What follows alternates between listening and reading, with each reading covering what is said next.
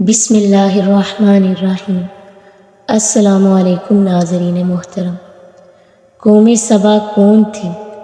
عذاب الہی ان پر کیوں آیا؟ ایک ایسی قوم جس کی خوشحالی کی مثالیں دی جاتی تھیں، تباہی و بربادی ایسی ہوئی کہ وہ تباہی و بربادی رہتی دنیا کے لیے مثال بن گئی۔ سب سے پہلے جانتے ہیں کہ یہ سبا کیا تھا۔ سبا عرب کا ایک قبیلہ ہے جو اپنے مورث اعلیٰ سبا بن یثجب بن یعرب بن قحطان کے نام سے مشہور ہے، یعنی سبا ایک مرد کا نام تھا۔ اس کی وجہ سے اس کی قوم سبا کہلائی۔ یہ قوم یمن میں رہتی تھی، شہر صنعا سے 6 میل کی دوری پر۔ یہ قوم ایسی تھی کہ اس کی آب و ہوا اور زمین اتنی صاف تھی کہ اس قدر لطیف اور پاکیزہ تھی کہ نہ اس پر مچھر، نہ مکھی، نہ پسو، نہ کھٹمل اور نہ بچھو، یعنی اس طرح کے حشرات الارض بھی نہیں تھے۔ یہاں کا موسم بھی زبردست تھا کہ یہاں نہ زیادہ گرمی ہوتی نہ زیادہ سردی ہوتی۔ اس علاقے کے بارے میں یہ بھی کہا جاتا ہے کہ اس کی پاکیزگی کا یہ عالم تھا، اگر دوسرے علاقے کا کوئی شخص اس شہر سے گزر جائے اور اس کے کپڑوں میں جوئیں ہوں تو وہ جوئیں بھی ساری مر جاتی تھیں۔ اس قوم کے پاس ایسے پھل تھے، ایسے زبردست باغات تھے، اس میں کثیر پھل لگتے تھے، بلکہ اتنے پھل لگتے تھے اور اس طرح وہ پھل گرتے تھے کہ اگر کوئی شخص اپنے سر پر ٹوکرا اٹھا کر چلے بغیر ہاتھ لگائے، قسم قسم کے پھلوں سے وہ ٹوکرا بھر جاتا تھا۔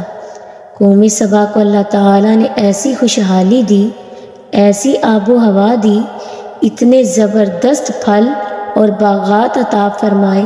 اب ہونا تو یہ چاہیے تھا کہ یہ قوم اللہ کا شکر بجا لاتی، لیکن ان تمام نعمتوں اور آسائشوں نے اس قوم کو سرکش بنا دیا۔ وہ قوم تکبر میں مبتلا ہو گئی۔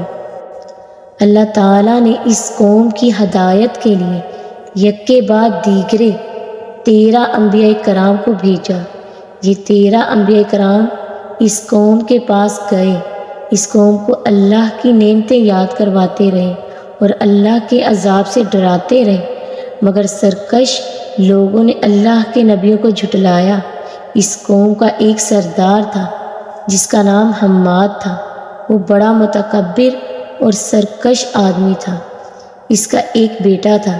جب بیٹے کا انتقال ہو گیا تو اس نے آسمان کی طرف تھوکا، معاذ اللہ، یعنی اپنے کفر کا اعلان کر دیا اور اعلانیہ لوگوں کو کفر کی دعوت دینے لگا۔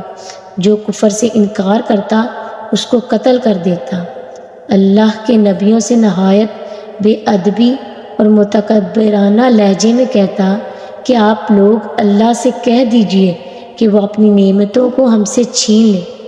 وہ سمجھنے لگا تھا کہ یہ سب کچھ ہمارا ہے، اللہ کا نہیں ہے، وہ کیسے چھینے گا؟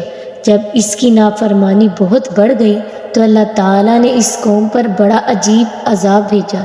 اس قوم پر سیلاب آیا۔ ناظرین محترم، یہ سیلاب کیسے آیا؟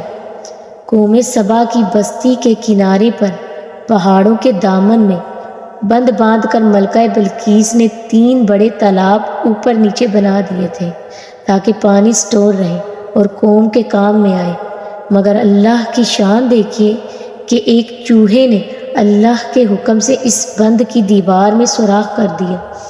سوراخ تو چھوٹا سا تھا مگر وہ سوراخ بڑھتا رہا، پانی کے پریشر سے اب وہ بہت بڑا شگاف بن گیا اور اس کے بعد بند کی دیوار ٹوٹی۔ ناگہاں بڑے ریلے کی صورت میں وہ سیلاب اس بستی میں آ گیا۔ لوگ سکون سے گھروں میں بیٹھے تھے، چین سے بیٹھے تھے کہ اچانک ایسا سیلاب آیا کہ اس سیلاب نے اس بستی کو غارت کر دیا۔ ہر طرف بربادی اور ویرانی کا دور دورہ ہو گیا۔ جب یہ سیلاب آیا تو ساری مال و دولت، سارے باغات، سب کے سب اس میں غرق ہو گئے۔ اس قدر زبردست سیلاب تھا کہ پوری بستی ریت کے تودے میں دفن ہو گئی۔ یہ قوم تباہ و برباد ہو گئی۔